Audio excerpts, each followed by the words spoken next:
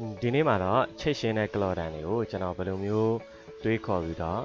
တွေးလဲဘယ်လိုပြင်ဆင်လဲဆိုတာကိုကျွန်တော်ရှင်းပြပေးသွားမှာပဲဖြစ်ပါတယ်ဒီကလော်တန်ရဲ့ထိတ်ကတအားကြီးခြုံနေကြမလို့เนาะနည်းနည်းလေးပြားနေမယ်ဆိုလို့ရှိရင်ပိုကောင်းပါတယ်ဒါဒီတကယ်အနီးကပ်ကြည့်လိုက်မယ်ဆိုလို့ရှိရင်တော့သူကထိတ်ကလုံးနေတာလည်းမဟုတ်ဘူးခြုံနေတာလည်းမဟုတ်ဘူးထိတ်ကပြားနေတယ်ပြီးရင်ထောက်နာလေးနည်းနည်းလေးလုံးနေတာပေါ့เนาะအဲ့ဆိုလို့ရှိရင်ချင်းနိုင်တဲ့နှောင်းပို့ပြီးတော့ရော့သွားစေတော့ဗောနော်ဒီကောင်ကဒီရွှေရောင်နဲ့လာတဲ့ကောင်တွေကနည်းနည်းထူတယ်နော်အဲ့တော့သူကတချို့နေရာလေးတွေဆိုရင်တော်တော်များများနေရာတွေမဝင်ဘူးသူ့ရဲ့ origin တဲ့အတိုင်းဆိုလို့ရှိရင်အဲ့တော့ကျွန်တော်တို့ကအဲ့ဒီကောင်ကို